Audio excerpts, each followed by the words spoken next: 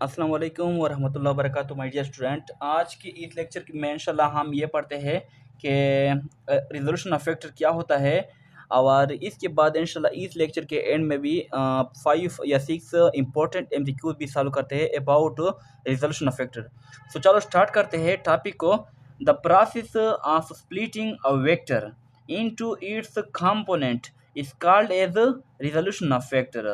हमारे पास वो प्रोसेस जो एक वेक्टर को स्प्लिट करता है यानी तकसीम करता है इनटू इट्स कंपोनेंट, दो या दो से ज़्यादा हिस्सों में यानी अज्जा में, इस कॉल्ड रिजोल्यूशन ऑफ फैक्टर।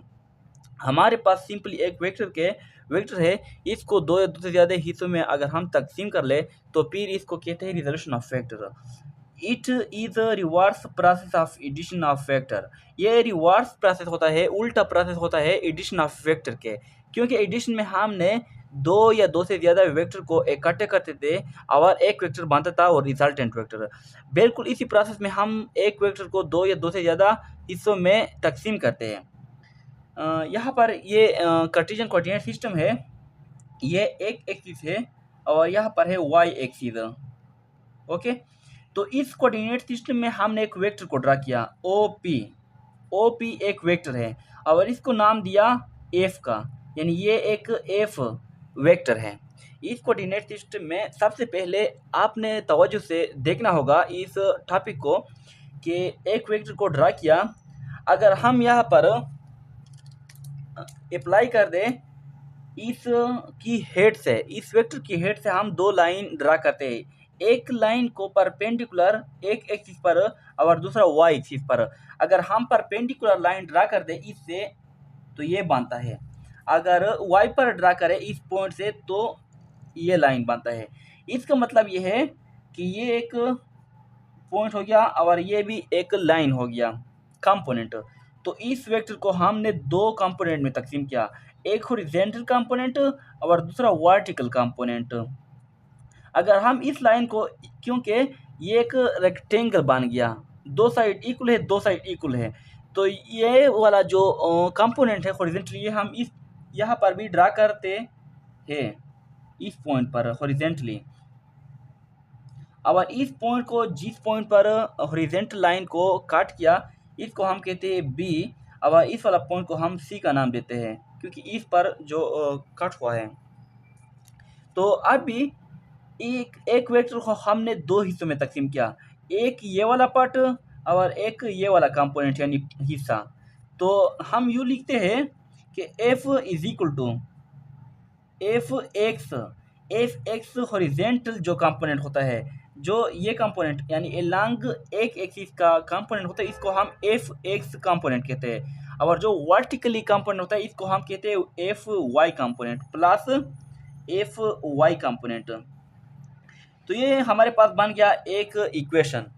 ये इक्वेशन बन गया इस वेक्टर की, क्योंकि ये वेक्टर हमने दो हिस्सों में तकसीम कर दिया, दो पार्ट्स में।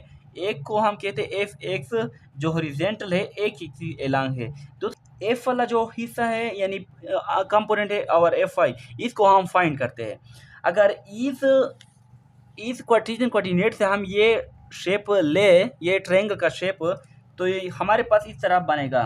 ये वेक्टर है F O P, F vector है और ये बन गया एक्स कंपोनेंट, ये बन गया वाई कंपोनेंट, यानी F y into F x component और ये है बी पॉइंट। ये ट्रायंगल हमने इससे जुदा किया यानी अलग किया, क्योंकि इस ट्रायंगल से हम एफ वाला कंपोनेंट भी मालूम करते हैं और एफ वाई वाला कंपोनेंट भी हम मालूम करते हैं।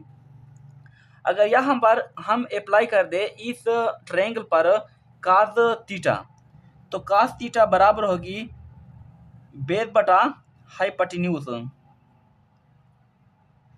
और यहाँ पर बेस बराबर है इस फिगर में एफ एक्स के, यानी F x divide by hypotenuse O P है, यानी एफ ये हाइपोटेन्यूज है और ये बेस है।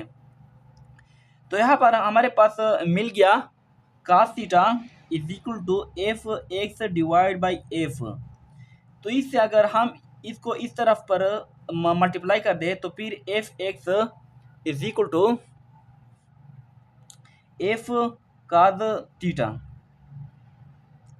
तो हमारे पास ये बन गया F x is equal to F cos theta.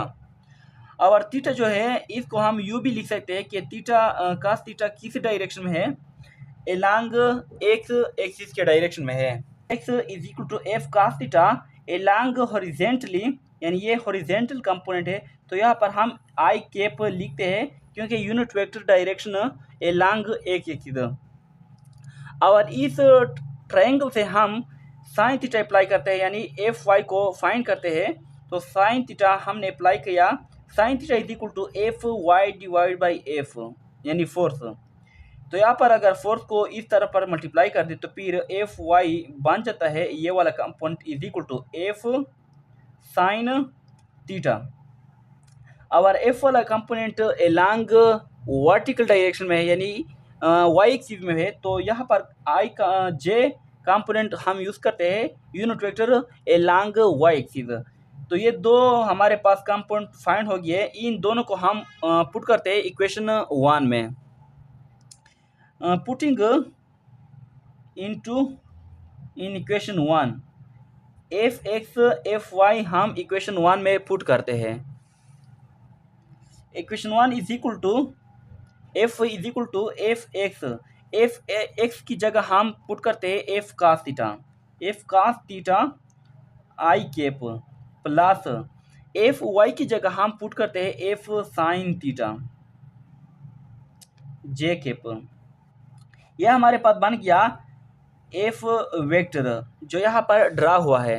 इस यहाँ पर कार्टेशियन कोऑर्डिनेट में जो वेक्टर ड्रा हुआ है एफ, तो वो रेक्टेंगुलर कंपोनेंट की शक्ल में हमारे पास आ गया। इसके बाद हम इस वेक्टर की मैग्नीट्यूड भी फाइंड करते हैं, यानी मैग्नीट्यूड ऑफ एफ। तो मैग्नीट्यूड ऑफ एफ के लिए हम अप्लाई करते हैं पाइथागोरस थ्योरम इस शेप पर। और यहाँ पर जो फार्मूला हमारे पास आया है यानी इक्वेशन 1, तो वो बराबर है F is equal to F X plus F Y, यानी हम स्क्वायर लेते हैं इक्वेशन 1 पर। Take squaring on equation 1 on both side. Equation 1 पर हम स्क्वायर लेते हैं दोनों तरफ पर। तो एफ का square is equal to F X का स्क्वायर प्लस एफ वाई का स्क्वायर। यहाँ पर स्क्वायर ख़त्म करने के लिए, क्योंकि हमें सिर्फ एफ का यानी फोर्स का मैग्नीट्यूड चाहिए, तो दोनों तरफ पर स्क्वायर रूट लेते हैं। तो यहाँ पर स्क्वायर रूट और स्क्वायर कैंसिल हो जाता है। F is equal to square root is equal to F X का स्क्वायर प्लस एफ वाई का स्क्वायर, ये आ गया। ये हो गया एफ का मैग्नीट्यूड। इस वेक्टर का जो मैग्नीट्यूड है वो हमने फाइंड कर दिया, यानी ये है F X square plus F Y square. तो सेकेंड हमारे पास लास्ट जो पॉइंट रह गया वो है direction of F. Direction of F vector का डायरेक्शन क्या होगा?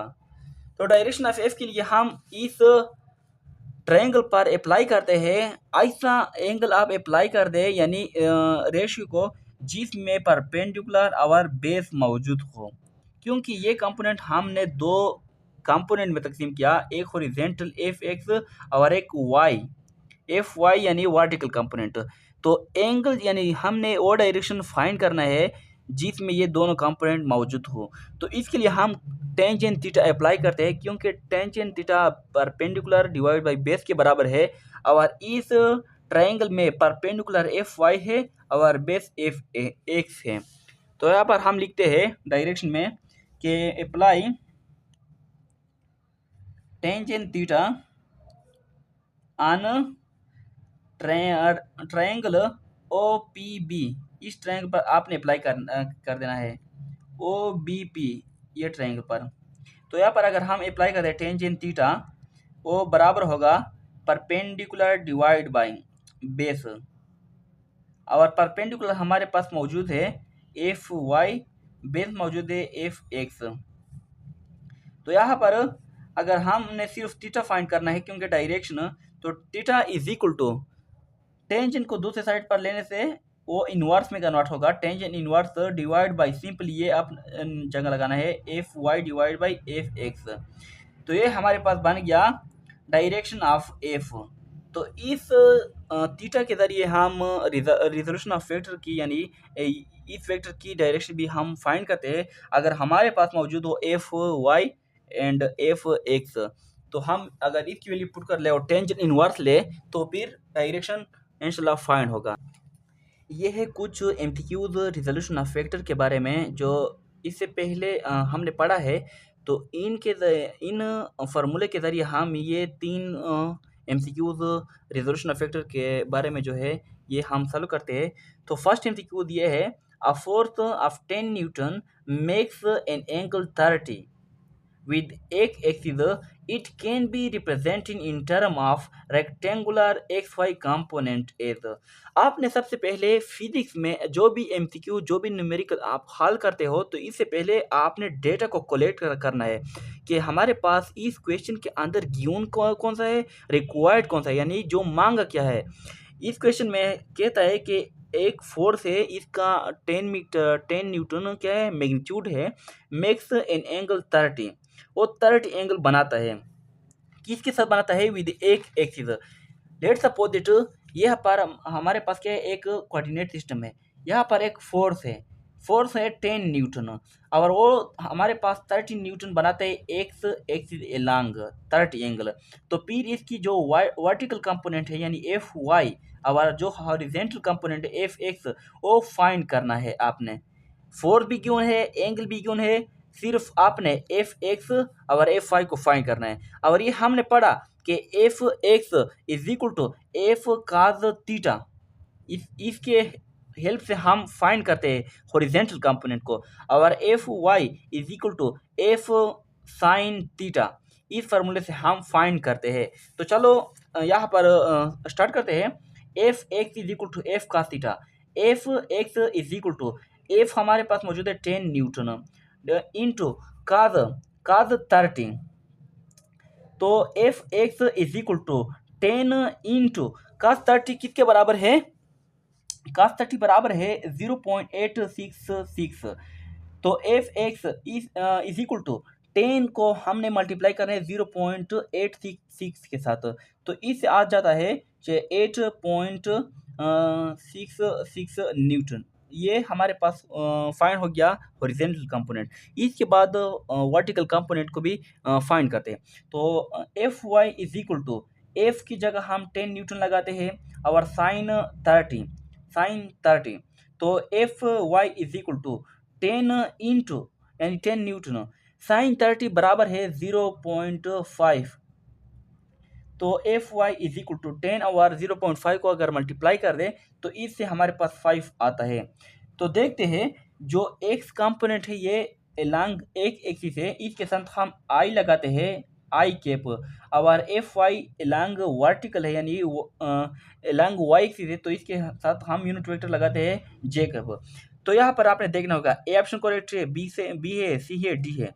तो यहाँ पर अगर देख ले तो पहले ऑप्शन को 8.66 आई कैप प्लस 5 जे कैप, यानी पहला ऑप्शन क्या है, ये करेक्ट है। नेक्स्ट एमसीक्यू ये है, a vector F of magnitude 10 Newton makes an angle 30 with the vertical direction, the magnitude of its horizontal component. MCQ बहुत इंपॉर्टेंट और बहुत इजी एमसीक्यूज है। एक वेक्टर एफ है, इनका मैग्नीट्यूड क्या है 10 न्यूटन है और वो एंगल बनाता है 30 विद वाई डायरेक्शन यानी वर्टिकल डायरेक्शन में वाई एक्सिस के साथ एंगल बनाते हैं। The magnitude of its horizontal component. MCQ में कुछ लक्ष्य है, इंशाल्लाह मैं वो क्लियर करता हूँ। सबसे पहले एक कोऑर्डिनेट सिस्टम को आपने ड्रा करना है ताकि कंसेप्ट को आप क्लियर हो जाए। ये वाई एक्सिस है, यहाँ पर 10 न्यूटन का एक वेक्टर हमने ड्रा किया, 10 न्यूटन का एक फोर्स हमने ड्रा किया। तो यहाँ पर मेक्स एन एंगल 30, यहाँ पर जो 30 एंगल है वो विद वर्टिकल डायरेक्शन, यानी ये 30 एंगल जो है ये इस डायरेक्शन के साथ बनाते हैं 30 एंगल, और बाकी ये एंगल क्या होगा, ये 60 होगा। क्योंकि ये 30 होगा तो बिल्कुल ये 60 होगा, क्योंकि इस कोऑर्डिनेट का टोटल एंगल क्या है 90 है, यानी 30 + 60 इज इक्वल टू 90। क्योंकि एमसीक्यूज कहते हैं कि 10 न्यूटन एक फोर्स है और वो एंगल बनाते हैं 30 विद वर्टिकल डायरेक्शन में, यानी इस तरह। ओके, अब हम फाइंड करते हैं हॉरिजॉन्टल कंपोनेंट को, यानी F x is equal to F cos theta. तो F x is equal to F हमारे पास मौजूद है 10 न्यूटन इंटू कॉस इस यहाँ पर का थीटा की जगह हम 60 इसलिए पुट करते हैं कि ये एलॉन्ग एक्स एक्सिस एंगल है, यानी कॉस 60 एंगल। तो फिर हमारे पास इससे आता है F x is equal to 10 into cos 61 divide by 2 के बराबर है, और F x is equal to 1 के 1 1 5 10। तो यहाँ पर हमसे हमारे पास आते हैं 5 न्यूटन, इट्स हॉरिजॉन्टल कंपोनेंट। तो ऑप्शन ए इज करेक्ट।